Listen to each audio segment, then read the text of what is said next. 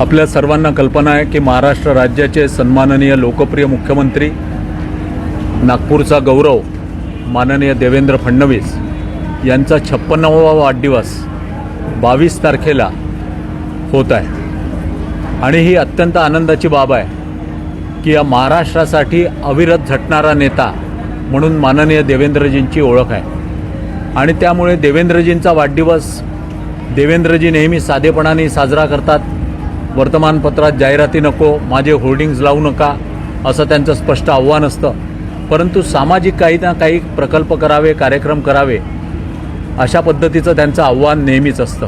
आणि त्या आव्हानाला अनुसरून आम्ही सर्व मित्रमंडळींनी यावेळेला असं ठरवलेलं आहे की माननीय देवेंद्रजींचं कुलदैवत आहे लक्ष्मी नृसिंह, या लक्ष्मी नृसिंहचा मोठा महायज्ञ हे करावं।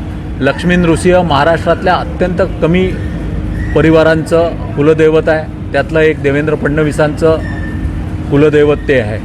आणि त्यामुळे या ठिकाणी लक्ष्मी नृसिंहचा महायज्ञ करावा।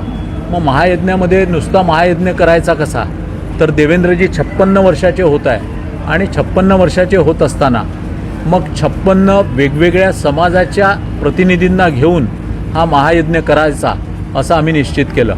कारण देवेंद्रजी सर्व समाजांना घेऊन, सर्व समाजातील सर्व घटकांना घेऊन चालत असतात। आणि त्यामुळे या शहरातले सर्व समाजांचे प्रतिष्ठित नागरिक जे आहे ते या महायज्ञाला यजमान म्हणून बसणार आहे। आम्ही अनेकांना निमंत्रणं दिलेले आहे। मग त्याच्यामध्ये आपल्या नागपूरचे राजे सन्माननीय मुदूजी भोसले असतील, गुणराजे बुलंदशाह यांचे वंशज वीरेंद्र शाह असतील।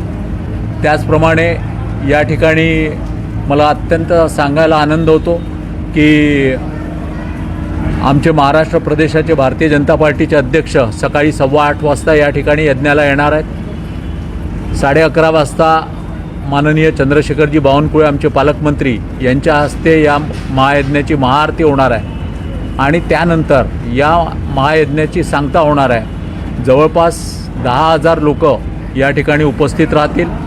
महाआरतीनंतर लगेच महाप्रसाद करून या महायज्ञाचं सांगता या ठिकाणी होणार आहे। देवेंद्रजींना दीर्घायुष्य लाभो, त्याचप्रमाणे देवेंद्रजींच्या हस्ते या महाराष्ट्रातील 15 करोड जनतेची सेवा अजून जास्त प्रगतीने हो, या पद्धतीकरता या पद्धतीने आव्हान आम्ही लक्ष्मी नृसिंहच्या चरणी आम्ही करणार आहोत।